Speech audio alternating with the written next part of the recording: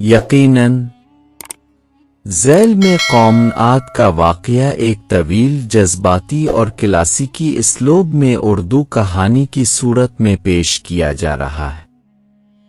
ये कहानी कुरान मजीद की रोशनी में है और इसमें अदबी और दास्तानवी रंग शामिल किया गया है ताकि आपको एक रूहानी और फिक्री सफ़र पर ले जाया जा सके।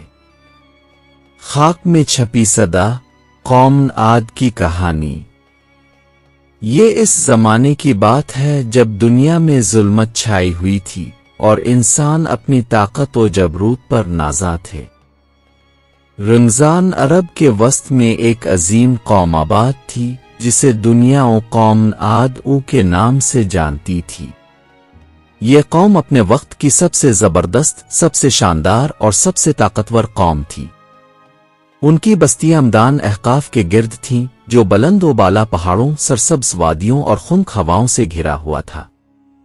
कौम आद के मर्दों के कद ऐसे बुलंद थे जैसे खजूर के तने और औरतें हसन और जमाल की जीती जागती तस्वीरें थीं। उनके महल्लात आसमान से बातें करते थे और उनके बाजारों में सोना चांदी आम चीज थी।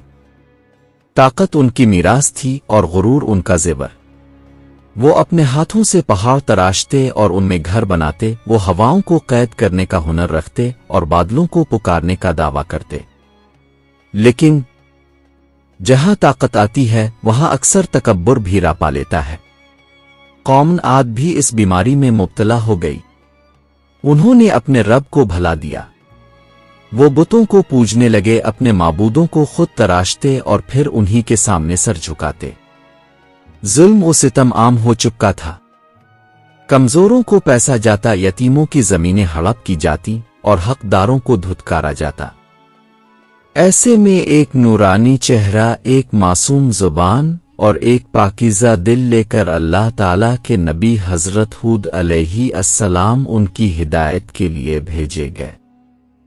वो बनी आद में से ही थे, उनकी ज़बान बोलते थे, उनके कबीले से थे, मगर दिल अल्लाह के नूर से मुनव्वर था। एक दिन हज़रत हूद अलैहि अस्सलाम कौम के सरदारों के बीच खड़े हुए। आसमान पर सूरज अपनी पूरी आबोताब से चमक रहा था और हूद अलैहि अस्सलाम की आवाज इस चमक से भी ज्यादा रोशन थी। ए मेरी कौम, अल्लाह की इबादत करो, वही तुम्हारा रब है। उसी ने तुम्हें पैदा किया और उसी ने तुम्हें जमीन में बसाया। ये बुत, ये पत्थर तुम्हें कुछ नफा नहीं दे सकते। अल्लाह से डरो, इसकी रहमत तलाश करो। कौम आद ने कहकहा बुलंद किया। उनके सरदारों ने मजाक आड़ा। एक नौजवान सरदार अल्फाटे और बोला, ए हूद, क्या ताव चाहता है कि हम अपने बाप दादा के दीन को छोड़ दें? क्या ताव समझता है कि हम उन बुतों को छोड़कर तेरे खुदा की इबादत करेंगे? हमारा खुदा हमें रिस्क देता है, हम बारिश मांगते हैं तो आती है, हमारी जमीन जरखेज है। अगर तेरे रब में कुछ ताकत है तो ले आ अपने अजाब को।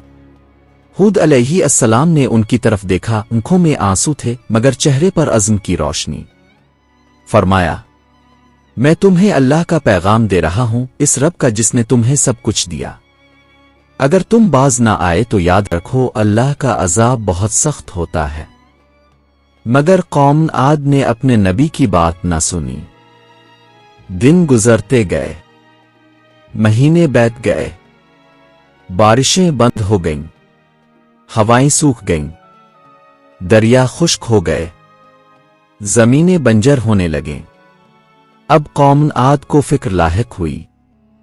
इन्होंने अपने बातों के सामने सजदे किए, कुर्बानियां दी, मगर आसमान खामोश रहा। इसके बाद एक दिन अचानक आसमान पर एक काला बादल नमूदार हुआ।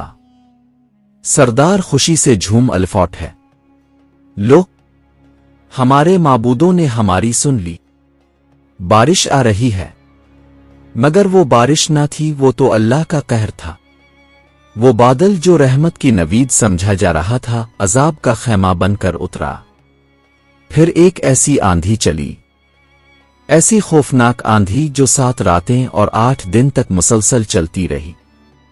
जमीन लरज, अलिफाटे, महल्लात गिरने लगे, बुलंद सतूनों वाले घर जमीन बोस हो गए।